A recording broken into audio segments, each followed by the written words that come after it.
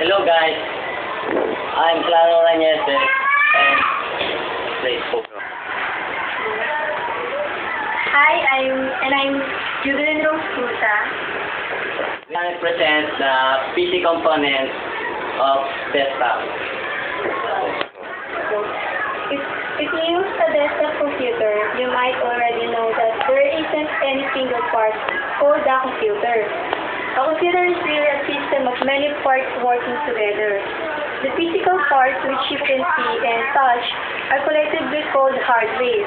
Software, on the other hand, refers to the instructions or programs that tell the hardware what to do. The illustration below shows the most common hardware in a desktop computer system. The system may look a little different, but it probably has most of these parts. Go. Next, after this monitor, we are going to system unit. This is a system unit.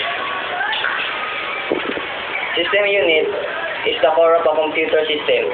Usually, it's a rectangular box placed on or underneath your desk. Inside this box are many electronics components that process information.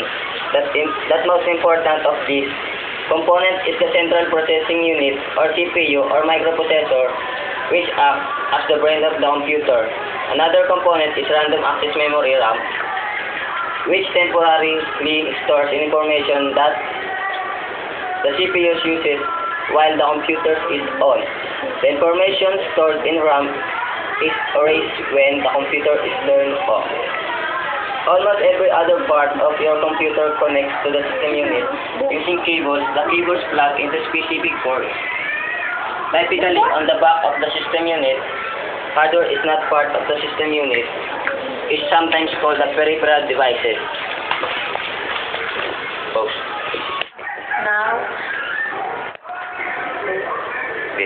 Now I would like to introduce the part of first, the monitor.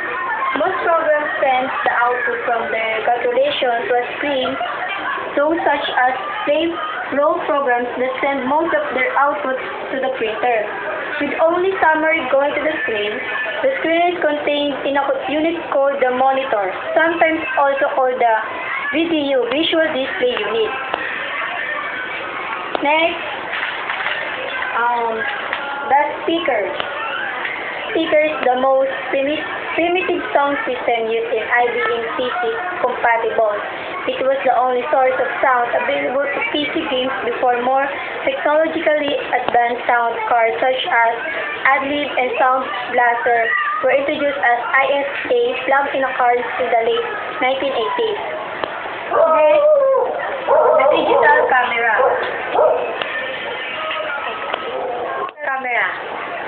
Records and stores images as a digital file operates similarly to a normal camera but no film. And the next, microphone. Input device in sound energy is changed into electrical energy for the sending or recording sound. And the next is keyboard. A computer keyboard is an important device that allows the computer user to enter characters into a computer. It is the main input device for the computer system. Keyboard is attached with the base unit through a wire which we plug in and start using keyboard. And the next is mouse. A small hand control device connected to a PC that can be used in a GAL system to move a cursor around the screen. The cursor can be position icon and the programs associated with that icon can be run by clicking usually the left-hand button on the mouse. The mouse connected the computer system in similar ways as a keyboard through a wire.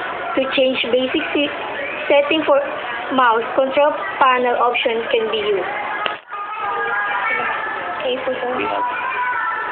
We have the three types of mouse: mechanical mouse, optical mouse, optomechanical mouse.